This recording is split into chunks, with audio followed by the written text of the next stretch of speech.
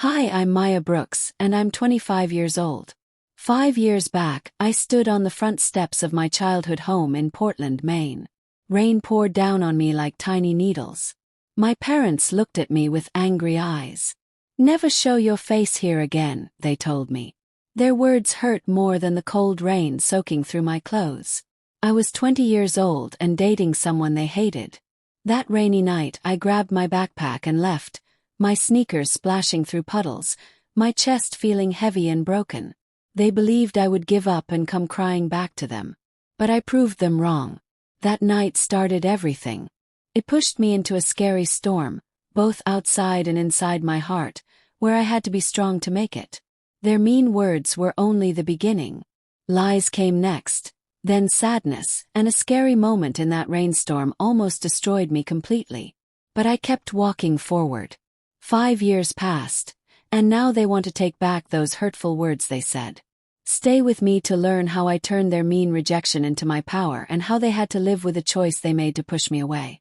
If someone in your family has ever hurt you badly, write a comment down below and tell me what happened. Click that subscribe button to come along with me on this story. When I was a kid in Portland, Maine, I always felt like I was hiding behind my brother Marcus's big shadow. My mom, Sandra Brooks, and my dad, Leonard Brooks, ran our regular family home like everything had to be perfect all the time. Mom, with her angry voice and long lists of things I had to do, wanted me to go to a fancy college and marry someone who would make her look good in front of her friends.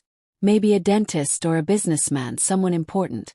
Dad, who didn't talk much but was just as tough, always agreed with her. He would nod his head to show he thought the same way. Their plan was so clear. They wanted a daughter who would make them smile at family parties, someone they could brag about to the neighbors. But I wasn't that kind of daughter. I was just Maya, the one who didn't do what they wanted. My brother, Marcus Brooks, was everything they loved. At 30 years old, he had finished medical school, worked at a big hospital, and had a girlfriend who was exactly what Mom wanted. "Marcus knows what he's doing," Mom would say with a happy voice while I sat at the dinner table, 18 years old and feeling like nobody saw me. Marcus's good grades and trophies hung over my head like heavy clouds. Every B grade I brought home from school was met with, "Your brother never got anything less than an A."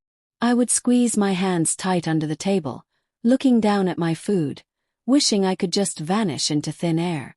Dad would add, "You need to try harder, Maya," like I wasn't already doing my best. Their words dug a big empty hole inside my chest, always reminding me that nothing I did was ever good enough for them. When I was in high school, I started to break their rules. I would sneak out to places downtown, bookstores, music shops, anywhere I could breathe without them watching and judging me. That's how I found Jake Morrison. He was 25 years old, worked as a cook at a small restaurant, with strong hands and a calm way about him that made me want to be near him. Jake spent his days making food and talking about his dream of opening his own little cafe someday. He wasn't the type of person Mom and Dad imagined for me. No college diploma, no fancy manners, but when I was with him I felt happy and free. We would sit on benches near the water, eating cheap sandwiches and sharing stories about our lives. With Jake, I didn't have to compete with Marcus. Could just be myself. When I told Mom about Jake, her face became hard like stone. "A cook," she said, her voice cutting through the kitchen like a sharp knife. "You deserve someone much better than that." Dad didn't say many words, but the way he frowned at me said everything. They would drag me to fancy dinners with Marcus and his girlfriend, pointing out how nice their life looked, telling me I should want the same things. I tried to explain that Jake had big plans and worked really hard, but Mom interrupted me. "He's not good enough for you," she snapped, her eyes ice cold. My face got hot and red, and I raised my voice to argue, but it didn't matter. They saw Jake as a huge mistake, something wrong in their perfect plan for my future. Marcus tried to make peace between us sometimes, but he never tried very hard. "They just want you to be happy," he would tell me when we were alone. His voice soft but far away. He had spent so many years making them proud of him, and I could tell he didn't want to lose that. I was all alone, stuck between what they expected and what my heart wanted. Jake became the only safe place I had.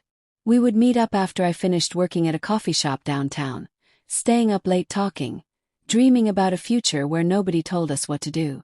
I started coming home later and later, avoiding Mom's angry speeches and ignoring Dad's sad looks. The more time I gave to Jake, the further away I moved from my family. But the fights kept getting worse. One night I heard Mom and Dad whispering in the den. "She's ruining everything we planned," Mom said, her voice quiet but full of anger. "That boy is bad news," Dad whispered back, his words too quiet for me to hear completely. I stood near the doorway, my heart beating so fast, feeling like I didn't belong in my own house anymore. They didn't believe in me, didn't see me as anything except someone who let them down. When I turned 20, I stopped trying to make them happy.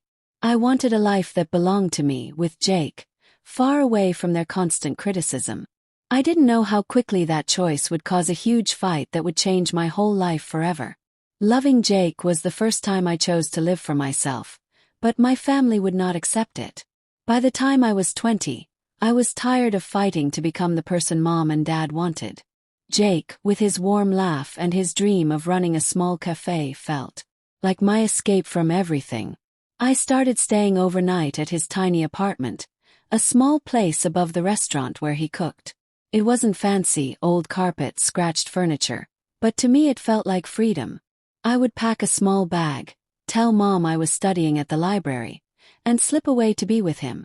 Each time I left, I could feel her anger through the text messages I didn't answer.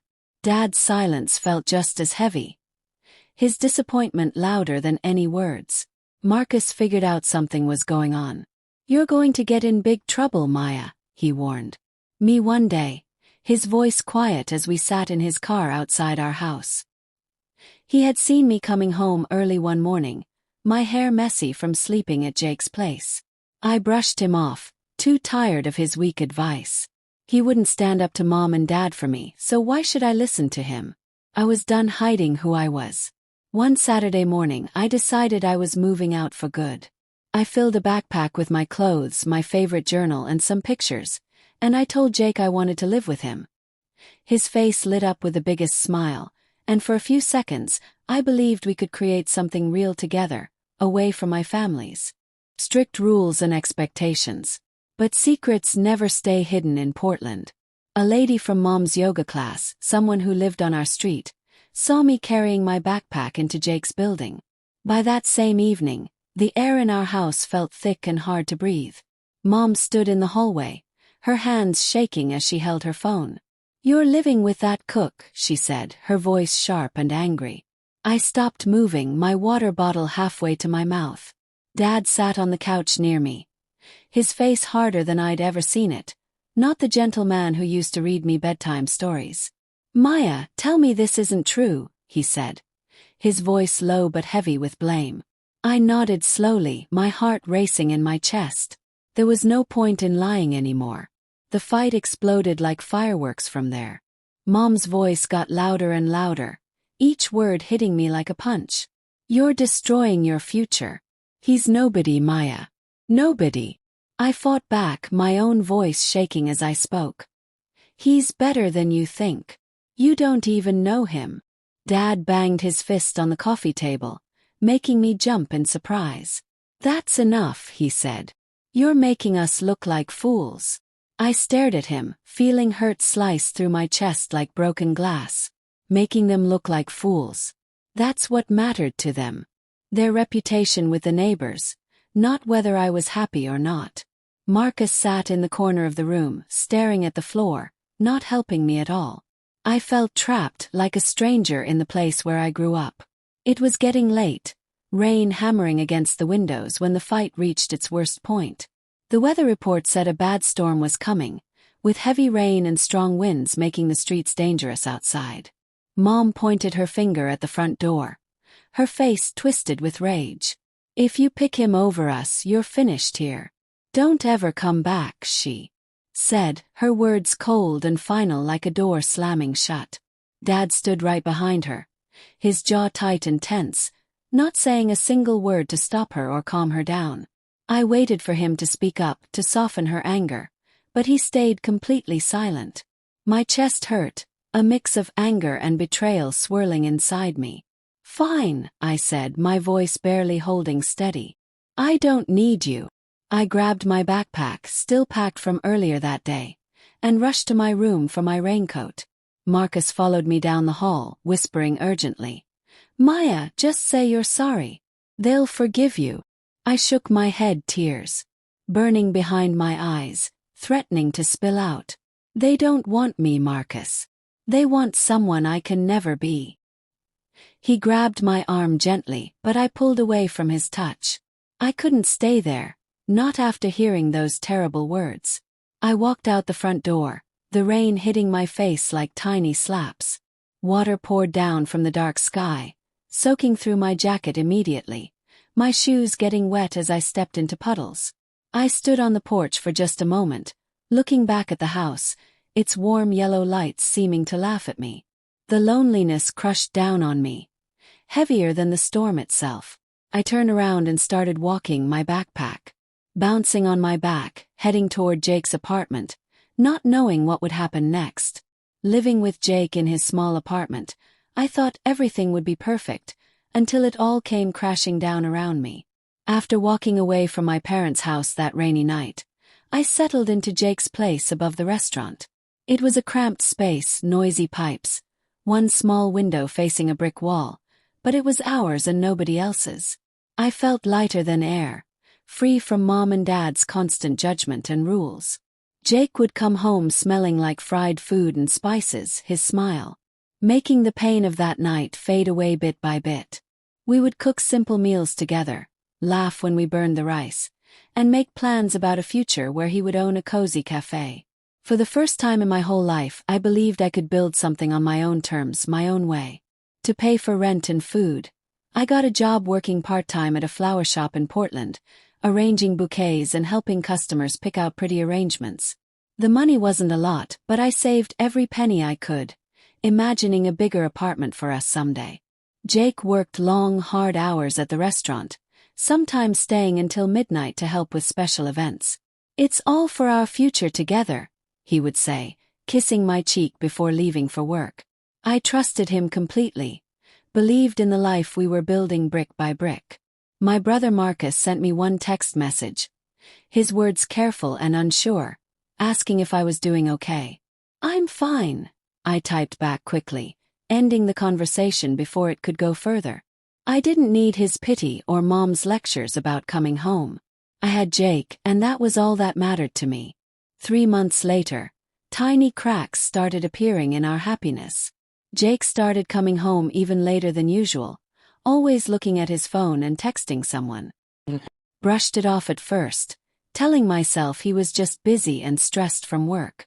But then a strange email appeared in my inbox one morning, sent from an address I didn't recognize. "Your boyfriend isn't being honest with you," it said, with just enough details about Jake's late nights to make my stomach feel sick and twisted. I stared at my computer screen, my heart pounding like a drum in my chest. Who would send this? Someone jealous. A nosy person trying to cause trouble. Had no idea. But doubt planted itself in my mind like a weed, growing bigger every day. I started noticing small things I had missed before. Jake would walk outside to answer phone calls, his voice too quiet to hear through the door. He would leave his wallet on the counter, and once I found a movie ticket stub for a film we never watched together, dated for a night he told me he was working late. My brain raced, putting together little moments I had ignored before. His quick excuses, the way he looked away when I asked about his shift. I felt sick to my stomach, like the floor was disappearing beneath my feet. I had given up everything for him, my family, my home, my brother, and now this was happening. I needed to know the truth, but part of me was scared of what I would discover. One evening, I couldn't hold it in any longer. Jake came home late again, his hair messy, a faint smell of sweet perfume on his shirt that definitely wasn't from restaurant food. I stood in our tiny kitchen, arms crossed tightly across my chest, my voice steady even though I was shaking inside. "Who were you with tonight?" asked directly. His eyes went wide with surprise, but then he laughed like I was being silly. Just hanging out with co-workers, he said, opening the refrigerator and grabbing a soda. I pushed harder, bringing up the email, the movie ticket, the mysterious phone calls. His face changed, became hard. His voice getting sharp and defensive. You're being crazy, Maya. I'm not doing anything wrong. But his words felt empty and hollow, like a balloon with no air. His defensiveness told me everything I needed to know without him actually confessing. I didn't yell or cry or throw things. Something deep inside me broke, but it was quiet and strong. I'm done with this, I said, my voice low and firm. Jake stared at me, his mouth opening to argue and make more excuses, but I held up my hand to stop him. I trusted you completely. I gave up my whole family for you. He reached toward me, mumbling apologies that sounded fake, but I stepped backward, away from his touch. I couldn't stay in that apartment anymore. Surrounded by all the dreams I thought we would make come true together. I grabbed my backpack, the same one I had carried out of my parents' house months before, stuffed my clothes inside quickly, and walked toward the door. Jake called out my name. His voice getting quieter as I opened the door and left. The street outside was dark and quiet, the cold night air seeping through my thin jacket. I had nowhere to go, no plan at all, just the heavy weight of betrayal pressing down on my shoulders like a bag of rocks. I had lost my family, and now I lost Jake too. I was completely alone again, standing on an empty sidewalk. That winter in Portland felt colder than any winter I could remember. After walking out on Jake and leaving him behind, I was by myself. My backpack hung on my shoulder, the weight of being betrayed heavier than all the stuff inside. I had no home to go to, no family who wanted me, no plan for what to do next. The streets were wet and slippery with rain, wind howling through the buildings as puddles covered the sidewalks everywhere. I needed to find a place to sleep, somewhere to start rebuilding my broken life, but my savings from working at the flower shop were almost gone. I walked through the wet streets, my breath making little clouds in the cold air, heading toward a cheap hostel I had heard about near the harbor. Each step felt heavier and harder, the cold getting into my bones, my mind racing with scary questions. Where could I go? How would I survive this? The hostel was much farther away than I thought it would be. By the time I got to the train station on Harbor Street, the storm had gotten much worse, making it hard to see anything in front of me. The station was small and dimly lit, its benches mostly empty except for a few other people stuck there by the weather. My fingers were so cold I couldn't feel them. I dropped onto a bench, the sound of the heater barely making the room any warmer. I only had enough money left to rent a hostel bed for maybe 3 or 4 days after buying food and paying for the train. My choices were running out fast, and panic crept into my chest, sharp and scary. I had left my parents' house, walked away from Jake, and now I was stuck with nowhere to turn and nobody to call. Feeling desperate and alone, I pulled out my phone, my hands shaking as I found my parents' number in my contacts, the screen's light flickering in the darkness. Maybe they had changed their minds. Maybe they would let me come home just for one single night to get warm and dry. Mom answered quickly, her voice sharp and unfriendly. "What do you want now, Maya?" she asked coldly. I swallowed hard, my throat feeling tight and scratchy. "I'm stuck, Mom. The weather is really bad. Can I please?" She cut me off before I could finish my sentence. "Don't come back to this house.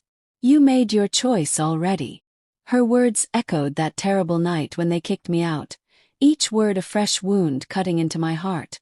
I tried calling Dad next, hoping maybe he would be kinder and more understanding. "Maya, you heard what your mother said," he told me, his voice flat and emotionless. "Don't call this number again." The call ended with a click, and I stared at the dark phone screen, the cold glass mocking me, feeling smaller and more alone than ever before in my entire life. The storm raged outside like an angry monster, rain pounding against the station's glass doors. I sank back onto the hard bench, my bag at my feet, the weight of their rejection crushing down on my chest until I could barely breathe. I had lost Jake and my family, absolutely everything. The other travelers in the station avoided looking at me, focused on their own problems and worries. I pulled my wet jacket tighter around my body, trying to hold myself together like broken pieces of glass, but the loneliness felt like it was suffocating me. I didn't know how long I sat there on that bench. Could have been minutes or hours, the storm's loud roaring drowning out all my thoughts. I was so close to giving up completely, wondering if I would freeze if I tried to walk in that weather again. Then someone's voice broke through the noise. "You okay, young lady?" I looked up to see a woman in a train conductor's uniform, her badge reading Patricia Mills. She looked older, maybe in her 50s, with kind, wrinkled eyes that reminded me of my grandmother. I shook my head no, unable to find words to speak. She glanced at the terrible storm outside, then looked back at me with concern.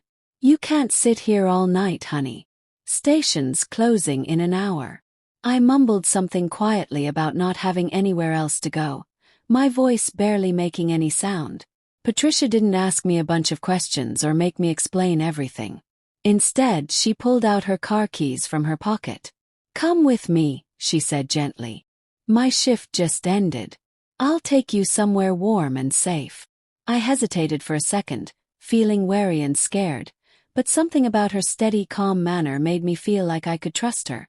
Followed her to her old car parked just outside the station, the engine still warm from her drive to work.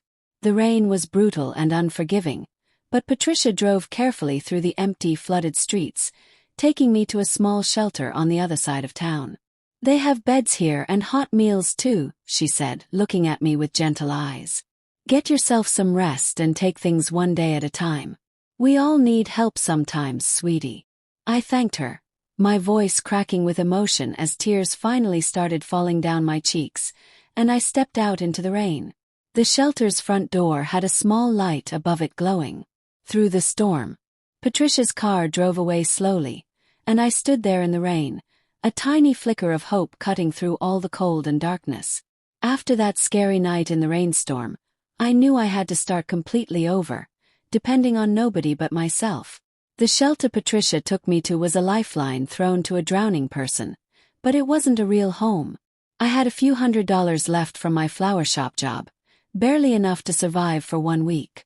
I needed a real plan, a way to stand on my own 2 feet after losing my family and Jake. The weight of those betrayals stayed with me like heavy chains, but I couldn't let it drag me down under the water. I had to keep moving forward, prove to myself I could survive without any of them. I reached out to my best friend from high school, Lily Chen. Lily was working as a waitress at a busy restaurant, barely making ends meet herself, but she always had a big heart ready to help people. I sent her a text from my phone, my fingers still shaky from the cold and fear. "Maya, where have you been?" she replied, her worry jumping off the screen even in text form. I told her absolutely everything that had happened. My parents' cruel rejection, Jake's lies and betrayal, getting stuck in the storm. She didn't wait even 1 second to respond. "Come stay with me," she texted back immediately. "We'll figure this out together, I promise." By the next afternoon, I was at her tiny apartment, a cozy studio filled with plants and colorful posters on every wall. Lily handed me hot tea and some cash from her purse, maybe $150. "It's not much, but it's yours to keep," she said firmly. I tried to say no and give it back, but she wouldn't let me, her eyes fierce and determined. "You're not alone in this, okay? Remember that." With Lily's help and support, I found my own studio apartment on the cheaper side of Portland, a tiny space with chipped paint on the walls and a sink that dripped water constantly.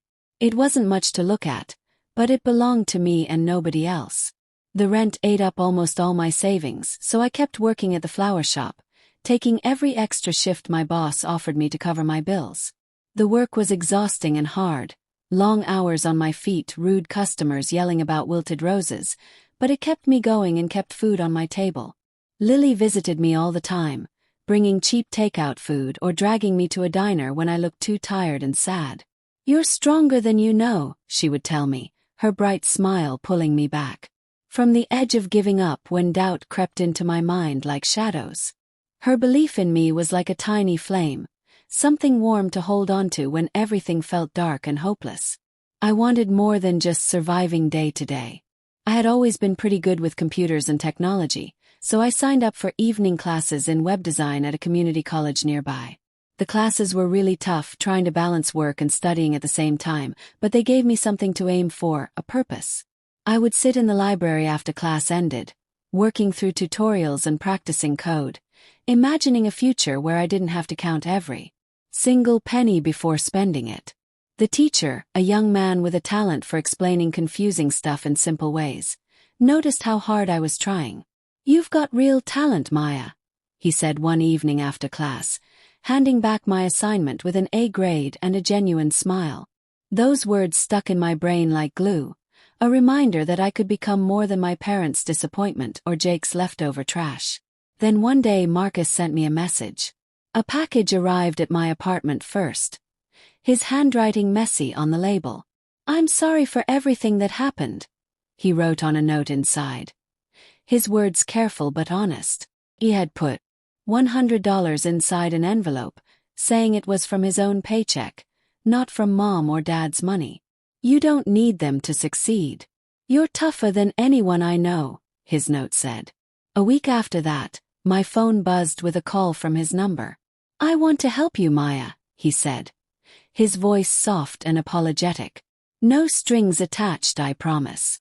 I thanked him for the money and the kind words, but I kept my guard way up high. I wasn't ready to trust family members again, not after Mom and Dad's harsh words still echoed in my head like a bad song on repeat. I used Marcus's money to pay for groceries and bus fare, but I didn't reply to his follow-up messages or calls.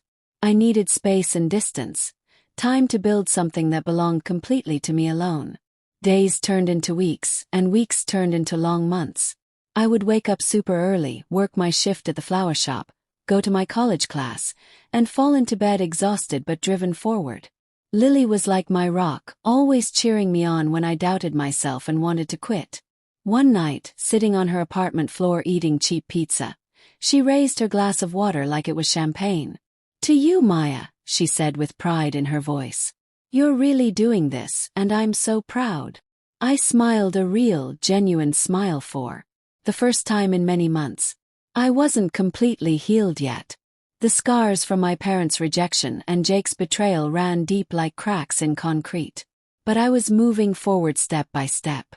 My apartment, my job, my classes, they were small victories and wins. Proof that I could rebuild my life without leaning on anyone who had hurt me before. I didn't know what the future held or what was waiting around the corner, but I was learning to trust myself and my own strength, one hard, difficult step at a time. 5 years passed, and I looked back at how far I had come without needing any of them. I wasn't the broken, scared girl who had walked out of Jake's apartment or sat shivering in that train station anymore. I had built a real life, one I could actually be proud of when I looked in the mirror. After finishing my web design courses and getting my certificate, I landed an amazing job at a tech company in Portland, creating beautiful websites for big clients. My desk sat near a huge window with a view of the city, a sight that reminded me every single day of what I had overcome and survived. I shared a comfortable house with Daniel Park, an elementary school art teacher I met at a community event. Daniel was steady and reliable, kind and patient, his warm laugh like medicine for old wounds that still hurt sometimes. We would cook dinner together on weekends, plan camping trips in the summer, and talk about dreams that actually felt possible now. For the first time in forever, I felt truly secure and happy, not just surviving anymore but actually thriving and growing. My parents, Sandra and Leonard, didn't do so well over those 5 years. Marcus sent me a text one summer. His message careful and nervous. "Mom and Dad want to see you," he wrote. "They say they're sorry for what they did." I stared at my phone screen, the words stirring up a confusing mix of old anger and complete indifference inside me. Sorry. After they had thrown me out into a storm and told me to never come back. I remembered Mom's icy cold voice and Dad's flat, emotionless dismissal that rainy night so long ago. Marcus sent an actual letter in the mail next, explaining their request for a meeting in person, saying they missed me and regretted everything. I didn't write back or respond at all. When he called my phone, I kept the conversation super short. They made their choice back then, Marcus, I said, my voice firm and final. They don't get to just undo it now. I had spent 5 whole years rebuilding myself without them, and I wasn't about to let their guilt trip pull me backward into the past. They had lost their daughter for good that night, left with nothing but regret and an empty, quiet house. Jake's life fell apart too, from what I heard. Lily told me through the grapevine that his dream of opening a cafe had crashed and burned into nothing. He had borrowed money from banks, but the business failed completely within just 8 months. Bad choices, terrible luck, wrong decisions. He was alone now, living in a run-down apartment with peeling wallpaper, working random jobs to survive. No family around him, no friends left to lean on for support. Lily mentioned he had asked about me once at the restaurant where she worked. His voice, heavy with regret and sadness, but I had blocked his number years ago. He couldn't reach me even if he tried, and I wanted it exactly that way. His betrayal had cut me deeply like a knife, but it also pushed me to stand on my own 2 feet and be independent. While I moved forward into a bright future, Jake was stuck in the past, haunted by what he had thrown away so carelessly. His regret was his own burden to carry around, not mine to fix or worry about. Looking back at everything, that rainy night changed me forever in ways I couldn't have imagined. But I don't regret walking away from them, not even a little bit. I had been a girl desperate for approval and love, clinging to a family who constantly judged me and a boyfriend who lied straight to my face. Leaving all of them behind was the hardest thing I had ever done in my entire life. But it set me free like a bird flying from a cage. Every single step along the way, working at that flower shop, studying late into the night, living in that tiny apartment, built the strong woman I became. I learned to value myself, not wait for validation from people who would never see my true worth. Mom and Dad's rejection and Jake's betrayal were incredibly painful experiences, but they taught me the most important lesson. I didn't need them to be happy and successful. I had Daniel, I had Lily, and most importantly, I had my own resilience and strength. My life today is proof that choosing yourself is always worth it, no matter how much it costs. The biggest lesson I carry in my heart is this: protect your worth like treasure. Don't beg for love from people who can't or won't give it freely. My parents chose their pride over their own daughter, and now they live with silence and regret.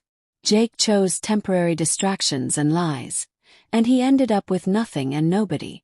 I chose myself and my own happiness, and I built a life I truly love. Independence wasn't easy or simple. It meant countless long nights, empty bank accounts, and moments of terrible doubt and fear.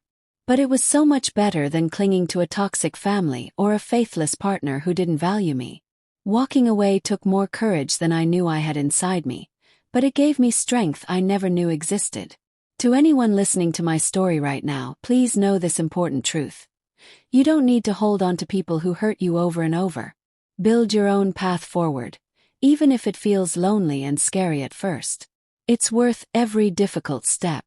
Thank you so much for staying with my story until the very end. It means everything to me to share this journey with all of you watching. I would love to hear what you think about everything. What would you have done if you were in my situation? What lessons have you learned from walking away from toxic people or standing up for yourself when nobody else would? Share your thoughts with me and with others in the comments below.